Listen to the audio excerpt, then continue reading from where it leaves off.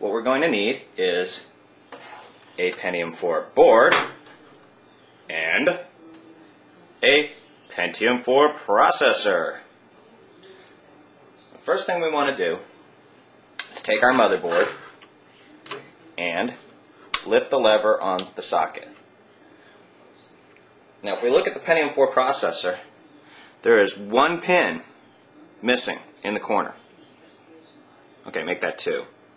Anyway, they take those 2 pins out, so it will only go into the socket one way. If we look right here, you see we're missing 2 pins. Okay?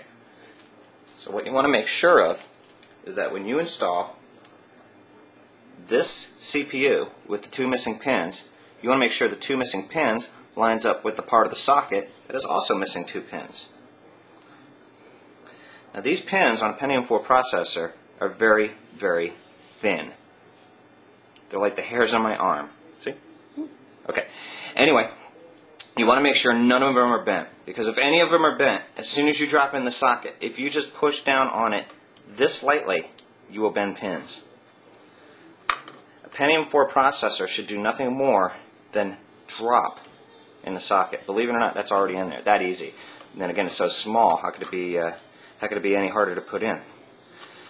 Holding the processor down with one finger, I take the lever with the other finger, and I push down. And there's going to be some resistance, but then it'll lock.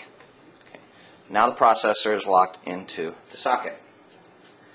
Now P4 heatsink is rather unique.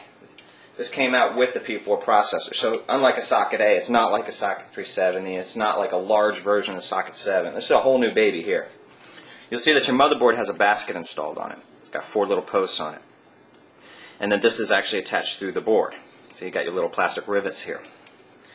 Your Pentium 4 heatsink, dun, dun, dun, looks like this. Okay. Your Pentium 4 heatsink is symmetrical. It can go on either way. You see? It's the same all the way around. Okay. So basically, just line it up so this fan wire looks pretty. Okay. Now my CPU fan header seems to be right here, so I don't want it over here. I'll probably just put it like this. And what you want to do is, you see this plastic top is somewhat fastened to the aluminum heatsink.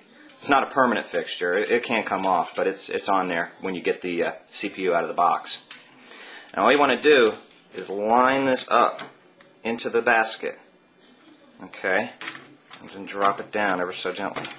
Okay? It's going to wiggle around a bit, but that's okay, because what you want to do is just make sure it's seated. Cage is still loose, and what you want to do is with real gentle pushing here.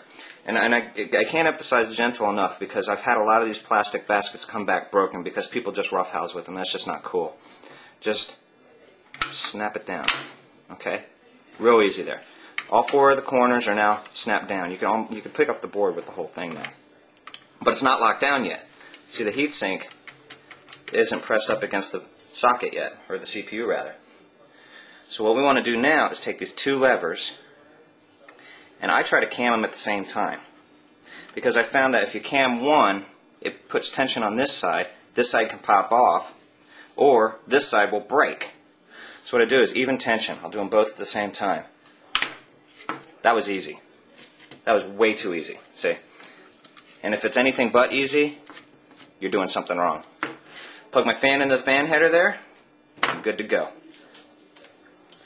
When assembling your Pentium 4, one thing you want to keep in mind is that you will have more than one power connector. Notice your regular 20-pin Molex here, but also notice this 4-pin 12-volt hiding back here.